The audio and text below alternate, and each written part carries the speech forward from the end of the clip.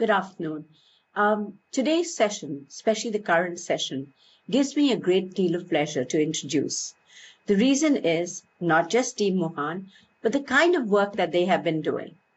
Now, hidden in the serene, sun-kissed hills of northwest Bengal, there lies a tiny little village called Totapara. This is home to one of India's most endangered communities, the Totos. There are just a handful of them. But these are people with quiet resilience. They have long stood at the crossroads of tradition and change, where their language and their customs are fading into the margins. But against the tide of change, this remarkable community has come together to forge a new path for their linguistic revival, for reclaiming their identity and culture. At the heart of this movement is a gentleman called Arunavh Dam with Team Muhaan. He is a technologist by trade, but I think he shrugged his corporate lifestyle or his startup lifestyle to create a more profound journey. With an unshakable belief in slow, immersive, and sustainable tourism, Arunavh reshaped how forgotten traditions could find a new life, especially in northwest Bengal, Sikkim, and now Arunachal. He started with creating fun and functional events. He started by using their culture, by using their resources, so creating paddy festivals, making sure that there were zero waste initiatives. He inspired hope, and this triggered a ripple effect, which reaches the community now today across even Assam. Through his journey, he has set benchmarks for responsible tourism and local empowerment. Today, almost every village I visit in northeast India always says, "Oh, we want to do a festival like Team Muhaan does." So what makes Team Muhaan's work extraordinary is their ability to transform something very intimate. Say, for example, it's just a paddy festival or a village heritage festival. And they turn the event. They give it an identity. They spark economic revival. They instill self-pride. These celebrations are fun. The young, the old, the aged, the beautiful, the not so beautiful, everyone comes together and with unmistakable energy of culture, of rediscovering themselves. The Totapara festival this time was a little more than this event. I feel out of all the events that they do, this one was at a critical juncture. It was a vision in motion. It was all about identity development, about cultural preservation, and about linguistic development. But everything was not just about revival. It had to have a certain worldview. The spoken word, the renewed purpose, and the economic empowerment. It all had to come together. And what we witnessed at the festival was a community reclaiming their voice, not just for themselves, but for their generations to come. With no further ado, I introduce you to Arunavh Dam of Team Muhaan. Soniya ma'am, really such a beautiful introduction, and always happy to be here. And this is the second time I'm joining for the RISE Summit, and very thankful to the RISE team as well for giving us this opportunity, and Soniya ma'am as well. And so today we are talking about our journey with the Toto community and festival that we do, and maybe we can show the visuals, and then I will describe them more.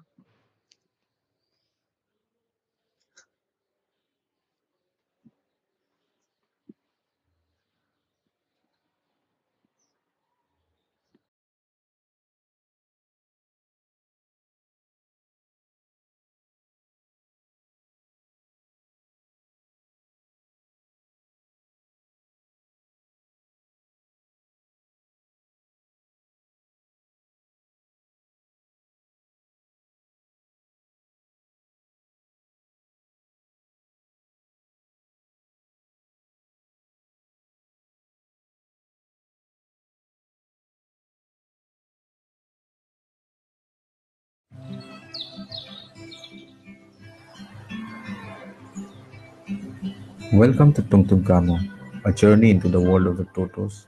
The Totos are a unique indigenous tribe with less than 1,500 people, a small village in the border of India and Bhutan in West Bengal. One of India's rarest tribes, a tribe you probably never heard about.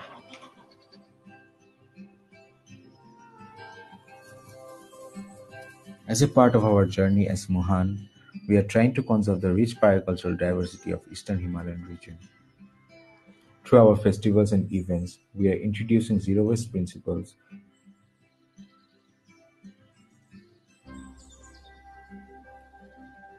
to help address rising waste management issues and encourage a cleaner, more sustainable environment.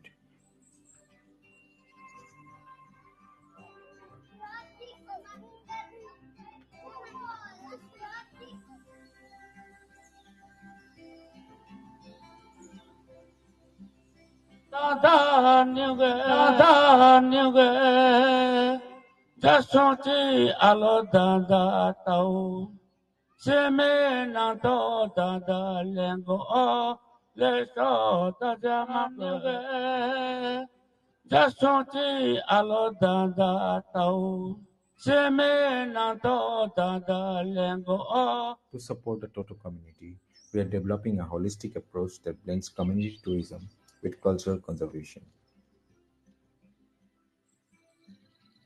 where we invite you to be part of a 7-day immersive experience like village walks, having workshops with Toto artisans, directly interacting with locals. Explore the forest with Toto naturalists who have deep knowledge about nature. Understand the uses of medicinal plants with local healers. Discover traditional agricultural techniques suited to climate change.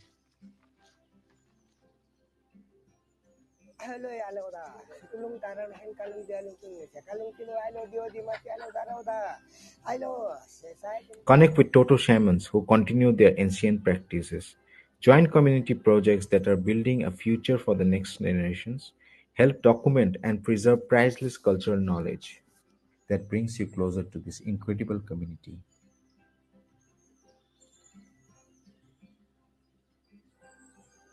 What sets us apart and makes this program unique is that it is completely community driven and is designed collectively with them. The program also directly benefits the Toto people and promotes them responsibly and sustainably.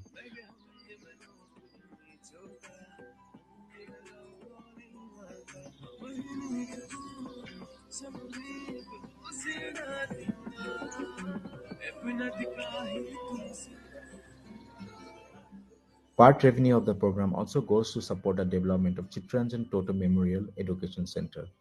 When we came in touch with the teachers of CTMSC school, we were deeply inspired by the work that they were doing in education and cultural conservation and wanted to help in whatever way was possible. Through Tungtungkamu, we invite you to contribute to their legacy, helping preserve their culture and language, like the endangered Dinka language, which holds so much ecological wisdom. Their traditions aren't just cultural artifacts, they offer insights that could be valuable for humanity's sustainable future.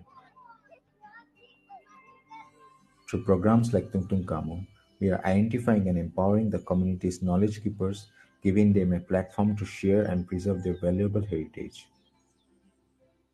We are also building a network of experts from various fields who are dedicated to conserving Toto culture and promoting sustainable development within the community.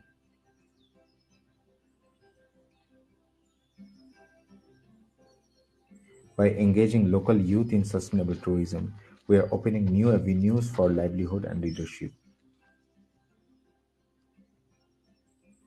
And we feel the culture and heritage like that of Toto community should be conserved and practiced. By joining this journey, you're not just observing, you're participating in the story of their resilience and preservation. Join us in Totopaira, where every sunrise brings new understanding and every sunset strengthens our connection to this remarkable community. Together, we are not just preserving a culture, we are nurturing a vision for a more connected, sustainable future. Our program is designed for small groups to ensure authentic experience and to minimize our impact on the community. So we recommend that you register early as possible.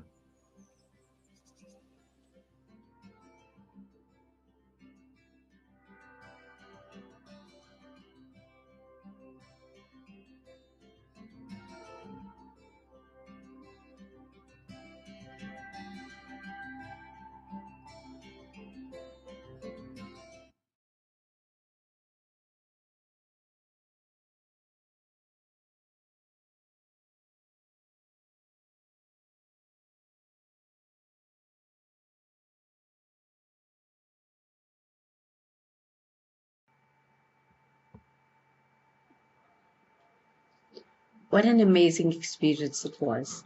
Can you tell us how it all went? Can you just give us a rough understanding of what happened around this whole event, and what were the expectations and how you met them, especially for the people involved? Right. So like this was the second time of the festival. We had started I think in 2023 for the first time, and how it came about was that I had met the people of CTMEC school, which is a small primary school in Totopara, and there were some teachers, principal, and teachers from that school who had come for a permaculture, course, and I was also part of it. So during that time, I met them, and I got to know about their place and their stories. And I had known about the Toto community, and I was always very fascinated. And I was lucky to meet these people. And then when we discussed, then I understood, more deeply. And then they had been always inviting us to, come and work in their community as well. So eventually, that we took the path of Muhaan and how we started working with the communities. So we felt, community-based tourism is the tool that we are already, maybe we have some knowledge about it. So we thought that this is the way we might be able to help them. And eventually, they actually wanted help for the school, because the school is a private school, and the importance of the school is that they are the only school which teaches the Denka language, which is their native language, in a primary level, And recently in 2017, they had come up with the Toto script as well, because Denka language was mostly a oral language till now, and thanks to Dhaniram Toto, a very important person of the community, he and like supported by Toby Anderson, another linguist from Australia. So they actually devised that script, and this school started teaching the script, at a primary level. So we felt that already the school had a very important role in the society, in the Toto community, and plus they were very open to do a lot of they were already doing many work in cultural conservation and those kind of things. So we felt that gradually that we wanted to help them and support them. So we came up with this event called Tungtung Kamu, so which was designed as a 5 days workshop, uh, where we will understand deeply about the Toto culture by interacting with different Toto knowledge keepers, different people of the Toto community, and by including other activities as well, where you walk, go in village trails, where you go to the forest trails, you talk to the shaman, you talk to the medicine man. So different from different lenses, you try to see the Toto community. And after the workshop, there is a festival, of a 2 days festival, where the Toto community comes together. They celebrate their their culture, their community, and so that is how it was designed. And in this second year, it was quite well, because I feel we were able to penetrate more into the community, and the community was more aware and could understand what we are trying to do. And we connected with the youth, especially in lot of levels this time. So I feel the Toto community is such a community, they are so much isolated that it is a lot of these ideas are also very new for them. So I feel in this second year they understood quite a lot. I noticed that. I could see a swift change. Um, you spoke about the other festivals. Do you want to talk about the festival? Because someone who will be hearing this presentation for the first time may not know what you do. So tell us about Kolidai, Asar Pantar. Right. Yeah, just briefly, if we have to talk about Muhaan, Muhaan is a entity which basically works in community-based tourism, and our main purpose is to conserve all this diversity of cultures. Right now we are based in the eastern part of India, and currently working in mostly in the eastern Himalayan belt in different communities. And we use this tool of tourism, in like the purpose is same. We want to conserve this culture, and we take different formats, depending on what kind of needs the community has and what is the story that the community wants to tell. So sometimes this takes the form of a festival, sometimes it takes the form of a immersive program, sometimes it takes the form of a workshop. And Muhaan got a lot of recognition because of especially for the festivals, that we have done. Festivals like Kolidai Festival, which was like the start of the Muhaan, because that was the first major event that we did with a community called Parentar, which is in Kalimpong district, a very small community. And that is a harvest festival that we do with the community. And because the community was predominantly farming community, and they have, the beauty we found and the most important thing we found was the paddy, so the whole idea we started, revolving around the paddy. So naturally this harvest festival came up because it was already there, and it was their story that we are, trying to show. And Asar Pandra is basically the sowing festival, where they celebrate the start of the cycle of the paddy. And that is how we started. And eventually this whole model of tourism is getting replicated in various communities, even in Arunachal, also in Totopara, in Assam. So that is how, we are continuing.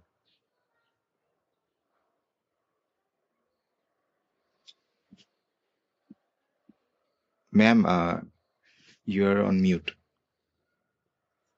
I think I see it more than that. I see it in every community and every young person who wants to do something more, who's looking for ideas, who feels that frustration when they're sitting in their land and they want to do more. They all come back and say, "Oh, we want to do what Muhaan does." But what do you think is the factors of your success, and more so your impact? What were the key factors that led to that? And before we go there, I just want to tell you there's a YouTube live that has just put out. I suggest you can share it on your platform before we go into that question. You can take a minute's break and do that. It's right on your platform. You can share it both on your social as well as your Facebook or your platform if you'd like. Yes. Yes, I have shared the link in our page as well. Thank you. So, having said that, can you now tell me what do you feel is the keystone of your success, the cornerstone, the milestone that you've set for your success?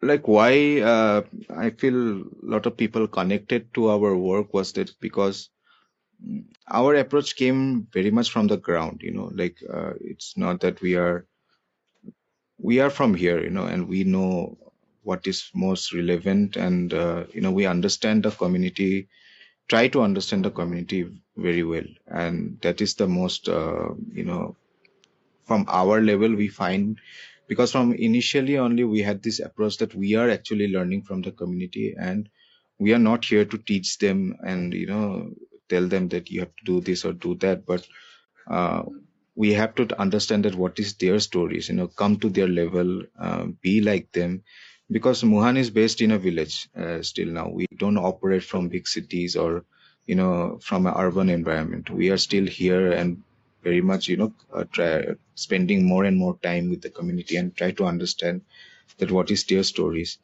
and we only tell the story that what they want to say, so that is why I feel one of the most important factor is that why it is connecting well with the community, because they know that this is their story. Eventually they will connect to their own stories. That is one thing. And I feel another milestone I feel is that when the community start taking pride, in the things that we have in a way initiated or directed. So when they start taking pride, I feel one of the big milestone for us also is that now the community is taking pride, and they will start taking pride in their culture, in their land, and then the young people won't feel so much disconnected. because that is how, even for example, the Koledai festival. Now the younger generation are taking pride in their farming practices. Before, there might be a time when they might have thought they don't relate to this lifestyle anymore, because the modern times, the farming is not very, attractive. So, but now they can easily connect and see that all this celebration and everything is happening for the farming. So I feel they are more proud of their roots. They are more proud of their place.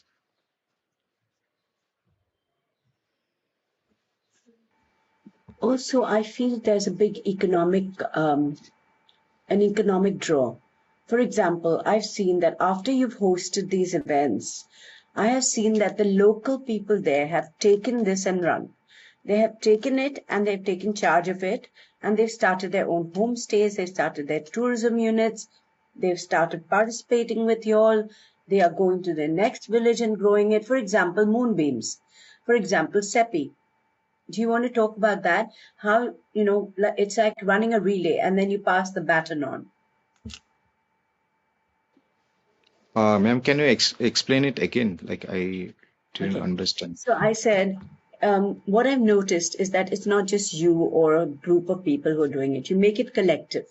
You call the Right. locals. And what has happened is right after you have finished maybe a festival, you suddenly see homestays coming up. You suddenly see tourisms coming up. You bring in influencers, you bring in tour operators, and you can see that growth. It's not like you're profiteering from that. It is a community-led model where the community owns it, which is, I feel, the critical differentiator. We know of another festival that was launched very recently in Assam, and it did not grow to the expected limit because it wasn't community-driven. So I'd like you to talk about the community-driven factor, how it impacts the community, and how have the communities changed. Like I said, Moonbeams and Francis's homestays, and how the little homestays came. And then they went to Lungsel and they supported Hen Lepcha. So I would like you to talk about that impact also, if it's possible. Yeah. I mean, of course, the community-based tourism is not only limited to the community with, the village community or the rural community with whom we are working, but also, we have been building our own community, because our approach to Muhaan was also that it is kind of a collective of people who are, like-minded, who have similar kind of goals, similar kind of dreams, and think about their land. That they are concerned about the future. They're concerned about the community. So we are a collective of those kind of people. So everybody is doing their own things individually. Like, for example, Mimi is there. For example, Sepi is there. The Heaven Farm, Daniel's property. So all these people are doing their own things, but eventually we are all very much connected for the common vision and common growth. Even in Koledai, everybody comes and supports us. If they have some initiative, we also go and support them. So I feel this kind of a collaborative approach is very, very necessary in these current times. And we very much promote this because initially we had realized, in Northeast also, there are so many people who are doing tourism, but they are in their own silos. They don't communicate with each other, and they have a very kind of a business rivalry. That okay, if I tell them my secrets, they will be doing something else. But we don't have that thing. Because once we understand what is our role, each other's role in each other's place, and we are clear about that, we don't have any insecurities, with other people. We only have we think that we are doing this collectively. If it's not happening collectively, nothing will happen. Especially in our case, nothing is possible without a collective effort. Okay, I must bring a question that's asked in the chat to your notice, because I think I should have mentioned this. Jitiman, who is the lead member of RISE team, has asked, can you identify the risks or challenges of introducing modern influences to these community, knowing that the interaction will be a two-way process? So just to set the note, Jitiman, I should have set it, and then of course I'm going to let Arunavh answer it. It is not that. It is in fact the other way around. It's communities that have migrated, gone out, are completely have lost their language, are now losing their agricultural heritage, who were selling their homes to maybe other people as, just the land and a home. You can go take it and go. They had no value for what was happening. And that's when Team Muhaan came in and said, hold on, you don't know what you'll have. And so they took their own traditional festivals and created a whole event around it. They added music, they added food, but it was their festival. And then from the proceeds, they would create either a village school like they did with Kholedai, or they would create a hospital or something like that. They would create, or like even in Totapara, it was about the school support. So it was about bringing back the culture. In fact, it was about telling them, look, what do you have there? So let me give you an example of moonbeams. Moonbeams, Farhan, if I'm not mistaken, Farhan was based out of Dubai, and he returned to his region to do exactly with Muhaan what they're doing. Am I right? Do you want to talk to this, Arnav? Yeah. No, Moonbeam was already there. Like he already started it, and eventually we joined hands in our journey. And what Pritiman is telling, it's a very, very valid question, and in a way, these questions only provoked the start of Wuhan. To be honest, we actually started seeing the negatives of tourism rather than the positives of tourism. That is how we started. So we are very much aware, that how tourism can have a very negative effect as well. And that is the story of, especially in our area where Kalimpong and Darjeeling is already bombarded with a lot of tourism, and we have seen communities changed in years, like in just few years, changing to something else, But that is the, thing about tourism. If you do it well, then it has a lot of potential for conservation. If you don't do it well, it can go wrong pretty quickly, and the the results of mass tourism we have seen in a lot of communities where the business flock and they come and then they exploit it, and after a point of time when the saturation is reached, they leave the community, and till that time the whole community ownership is gone, the land is completely changed into something else. So our approach was to give the maximum ownership to the community. The community will decide what kind of tourism we will do it or not. And if we even want to do tourism, a lot of people ask that, okay, you have been promoting Kholedai festival, Asar Pandra, and lot of things. What about the other days? Are tourists coming to the community? I mean, that is up to the community to decide if they want to do tourism or not. Because even with Kholedai and Asar Pandra, we did it very slowly, After 2 years, 3 years, now they have registered homestays. So they are also slowly tasting that how tourism will go for them or not. And these festivals and events give them a very good chance, and they understand, okay, this is what we call tourism. This is what happens. Otherwise, these communities have zero exposure to tourism, and then they only copy it from, other places. So I feel another thing is that more talking about getting influences from modern times or something like that. We cannot ignore that that current times as well. There should be some kind of connection with the modern and the past. Then only it will be valid for the future generation as well. Like I told, if Kholedai was only about traditional things without the modern touch, then we might have been losing the youths as well. So that is very important to bridge the gaps, but not overdoing anything. And like there are a lot of kind of tourism where they do something which is not real. It is all very staged. They stage that it is ancient, it is old, but it is not actual. We are in current times. In villages also people have like mobile phones, and they are communicating, they know like what is going on. So it's a fine balance. And currently what we are trying to do is that we are trying to create a collaboration of the urban and the rural in a very healthy way. Like even Kholedai is an example. lot of architects, lot of artists, lot of contemporary people are working in the community, but equally taking the inputs from the community. So it's a 50-50 collaboration and partnership within the rural and the urban. I absolutely have to agree with this. I've been seeing this increasingly, that there's a lot of youth that have started going back, and a lot of the youth in that region who weren't really that energized have suddenly become extremely energized. You see some excellent uh, clothing, excellent design, excellent creativity that's coming out of there. And when Arnav is talking about the fun and this thing, so you will see some of the biggest local music acts perform, who today, when they walk down a Bollywood street also, like Pavanji, there will be people who will be literally saying, okay, here's the god of music from Northeast India.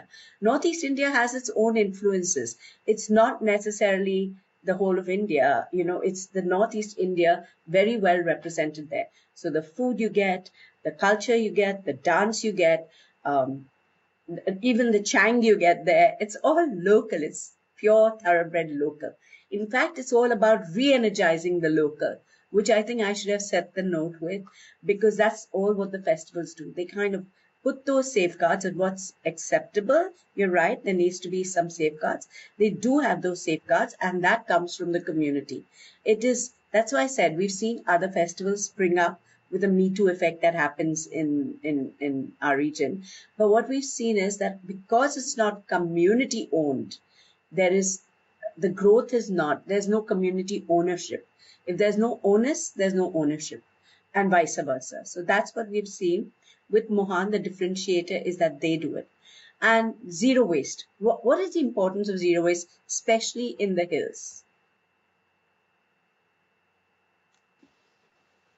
I mean, I think in the sense of zero waste, to be honest, in the urban areas, already so much damage has been made in terms of, waste management and this kind of things, because it wasn't considered, when in the planning or in the expansion phase.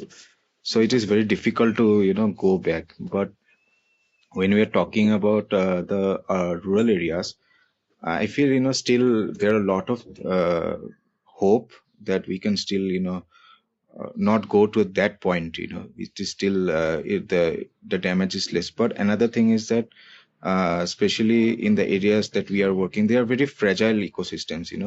Uh, and the effects of plastic pollution and waste management will be more visible, and more affected, because people are dependent on agriculture. People are directly dependent on the natural streams.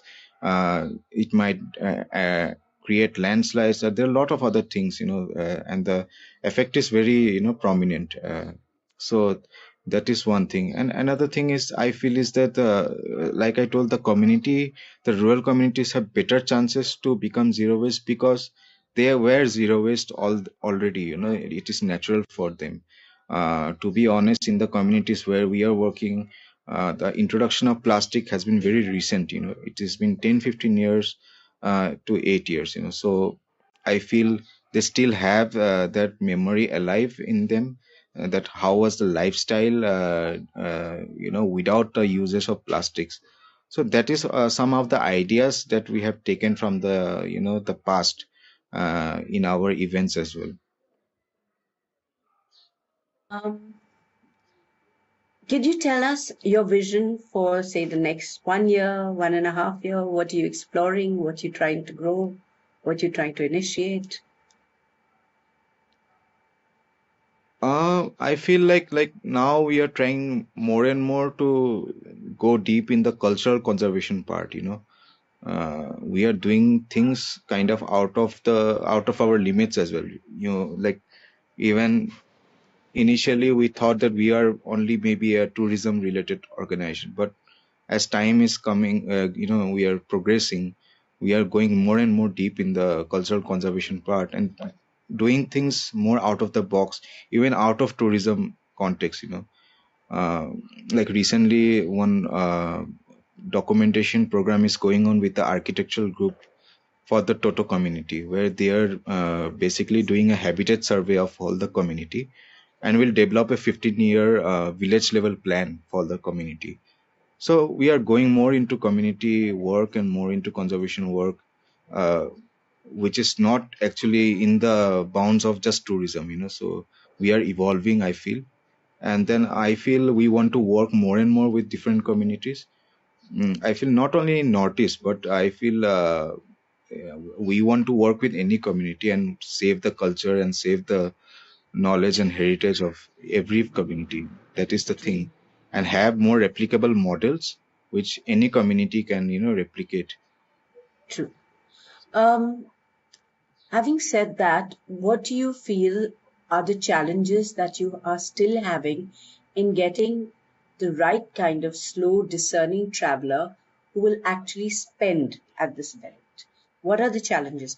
Right from the infra to the non-availability of, a modern comfort homestays, to what are the challenges that you're facing in getting a different kind of an audience to come and patronize them so that you create more economic livelihood for the locals? Right. Yeah, one of the bigger challenges is for our organization is to reach out, to the right audience. Because one thing is that, like I said, we are not based in the cities, so we are in very working with the community on ground. So we have very less access and exposure to the urban areas where people will be actually interested to come to these places. So that is one challenge that we face. And then secondly, like you told, even though we try to promote village lifestyle and all these things, but at the end of the day, a lot of people want modern facilities and things like that. So that is there. And this kind of mindset of being a community based tourist is also very new, I feel. People still have mostly a mindset of going on a vacation or having a good time. That is there. But going more towards learning and more uh, being a slow traveler, being more responsible and trying to understand the community, that kind of attitude, especially in our country, I feel needs to be more developed. So that is one way that we feel our programs and everything, it will take more time for people to understand. But we are hopeful. But yeah, that is one challenge that we face. And third thing is that our places are very remote and quite Yes. far. Even these places in Arunachal are so far. Like it takes 2 days or one day to reach those places. So people are, get sometimes they don't want to go to that extent, to have a Yeah. good time. And then sometimes when you reach there, there's a landslide and you don't know what to do. And you're like, just Yeah, putting it. yeah, I'm sorry, yeah, this is a private joke between yeah, us yeah. because recently this is what happened in Arunachal. Yes. Yeah. We are So doing another program in Zemitang, which is even I more know. far from Chug. Yeah. Yeah, So yeah. it takes 2 days to just reach there. Even Yeah. we are not sure, who will turn up for this. No, but I think, yes, people are very interested in remote destinations. They're tired of the same old, same old. Especially the destinations you all take are really scenic. Um, so having said this, again, one more troublesome question. Actually, no, let's do a fun question before you go, which will actually set the parameters. So how does the local food, the local culture, the local music, and the local dance fit into that little curated experience that you create? Do you want to talk about how your process of designing that, your process of finding the right fit, that right balance between the traditional and the modern? Right. Yeah, it is always tricky, but still, we try. Firstly, like we want to tell what the story is already there, like what is already there in the community. But sometimes we have to push the community as well. Even in case of Totopara, where a lot of tradition and culture were actually they were losing it. So sometimes we have to push them also that see this is your food, that people might like, and in the general attitude of communities in rural communities is that this food that we eat, the people from outside, they not might like because it's not their conventional dal bhat and all these things. So they are always very skeptic, but we try to push them, that this is what is what people are looking for, and this is what you have to give. And in those kind of sense, we try to incorporate whatever local culture they might have, and which they might not think it's attractive, but we understand that, and this will fit in the narrative. And yeah, so I feel this is very important. And I think talking about a modern context, sometimes uh, the food, you can collaborate with other people also, like there are very good chefs and people who are working with food, so they can also collaborate with the local communities, yeah, and try to do something like what has been done in Chug, also in Damus. So that is also a very good example, that how you can basically create an experience, and then that is what people want. They want a holistic experience, and then you can introduce your culture and all these things. And another challenge that we faced, especially in Koledai this time, we always wanted to festival to be very only folk music oriented, so in the last couple of years, yeah, we wanted more crowd, so sometimes we had to draw the line, that it's not pure folk but it's contemporary artists, so we have to introduce them so that we can get more people. But this time we had completely only folk musicians, from Nepal, from Northeast, and somehow again the audience got less, this time. So that was another challenge, but we want to keep that bar, even it's challenging, but we want to be in that state. So yeah, I definitely see what you mean. Now, how do you measure the impact that you're making on the various communities? Knowing you must have a very strong metric. Can you tell me what are the metrics you use for measuring the impact you've had on communities? Yeah, like to be honest, we don't have like traditional, metrics and bars, to see if it's successful or not. But being a community-driven initiative, we will try to see if the community has taken ownership or not, you know, and and if they are taking pride in it or not, and what is their attitude? Are they willing to learn more or not? And we see the future, So these things we have just developed on our own, like throughout our journey, we have tried, understood, and not all communities are fit for this kind of approach or this kind of initiative. So in a way we also try to understand if this community can go ahead with this or not. Sometimes it happens, that some of the communities are not taking that approach or taking that leadership. So we have to understand that, okay, we have to maybe change the approach, or leave it the community as it is. It was necessary that every community will be started work for their conservation, and they will start taking leadership. True, very true. Like you mentioned that there was a challenge when you did a little tweak in the music. Do you think you'd go back to the new old venture, or actually continue with this no matter what it is? So just to give a perspective and a background to our audiences, on an average between 2 to 3,000 people come for Koledai, if I'm not mistaken. Yes, yes. So from 0 to 3, and I know that the revenue numbers that they have created for the community are in plus of 6 digits, 7 digits actually, not 6 digits, but the 7 digits that they are creating for the rural community today, then in lakhs and lakhs of rupees that the rural communities are developing in. So they have this commitment towards the community that they have to also create a revenue stream for them. And the revenue streams are quite large. Now, given that, okay, what advice would you give to other people or other communities that would want to take up cultural preservation and community development? Say I was going to do something here. Okay, what would you do? Of course, there's nothing I could do here. Government of Dubai does it damn well. But say if I wanted to do it in a place where I come from, say Pakistan, Punjab, like we talked about, what would be the advice you'd give a community? Uh, I mean, yeah, firstly, the community, it should come from the community, if the initiative should come from the community. And even if there is a small initiative, that is enough. I mean, you cannot expect them to be on your standards all the time, but even if a small initiative, even a small spark is coming from the community, that is the first criteria, uh, to start something like this. And secondly is that you have to go very slow with them, and this whole process is very, very slow.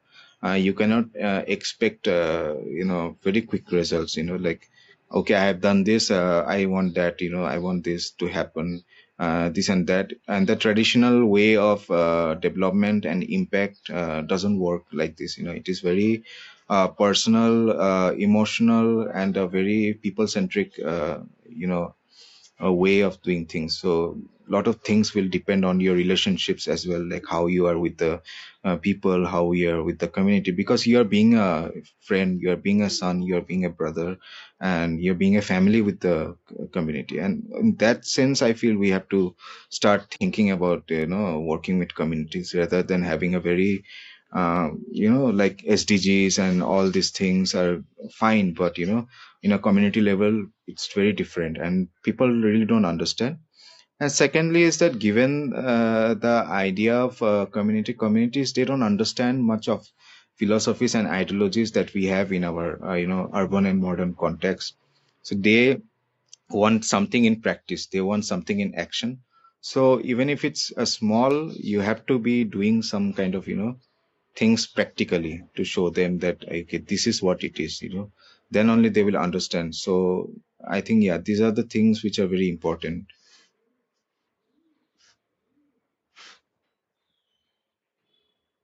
And I can't iterate more that it has to be community led. It has to be community owned. The onus and ownership comes together. On that note, thank you, Arunavh, once again for spending time with us. I really Thank you so wanted to discuss the story of the Totos. Now, I would love to request you to join us on the other link, which is also a festival that you participated in, which is the Chub Festival. So I'd really love Yes, you to join us on the next panel also, because I'm sure you'll have a lot to share. On that note, thank you very much. I can see a lot of young thank you voices. so much. Thank you.